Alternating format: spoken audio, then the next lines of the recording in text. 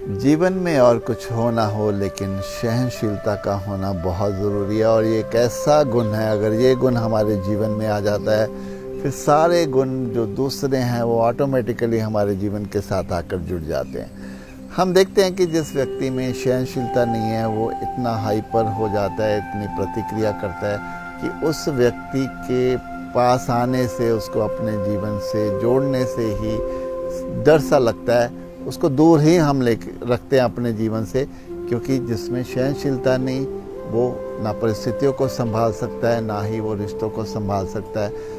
उसको तो सिर्फ अपने मतलब से, अपने फ़ायदे, अपने स्वार्थ से ही मतलब होता है, तभी वो प्रतिक्रिया करता है। उसका गुस्सा जो है वो इस स्तर पर होता है कि उसको जो कह दिया, जो उसको चाहिए वो चाहिए।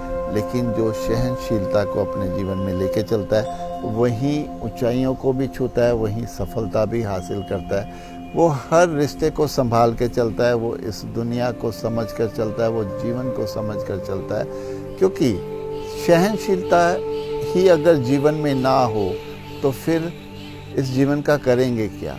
हालांकि मैं मानता हूँ कि सहनशीलता रखने के कुछ नुकसान भी है, क्योंकि सामने वाला हम पर कई बार हावी हो जाता है, हमें पे जातियाँ भी करने लगता है अगर हम उसकी जातियों को सहते चले जाते हैं। लेकिन फिर भी अगर हम चुप्पी साधे रखते हैं, अपनी सहनशीलता को बनाए रखते हैं, तो वक्त उसको बहुत जल्दी जवाब भी दे देता है। और जो फ़ायदे तो उसके बहुत ज़्यादा हैं सहनशीलता के। अगर हम उसके फ़ायदे को देखें तो बाहरी संसार में तो हम एक ठहराव अपने भीतर लेके ही चलते हैं। अध्यात्म के क्षेत्र में हमें ये बहुत सहायता करता है। महात्मा बुद्ध की अगर हम देखें, उनका अध्यात्म में कद इसीलिए इतना ऊंचा है क्योंकि उनमें पेशेंस का लेवल, जो सहनशीलता का स्तर इतना ज़्यादा था कि वो हर चीज़ को बड़े ही तरीके से, बड़े ही लाइटली अपने जीवन से लेते थे। इसीलिए अगर सहनशीलता हम अपने जीवन में बनानी है तो हमें ध्यान अपने एकांत, अपने मौन की तरफ ही चलना पड़ेगा। इसको बढ़ाने का और कोई उपाय नहीं है।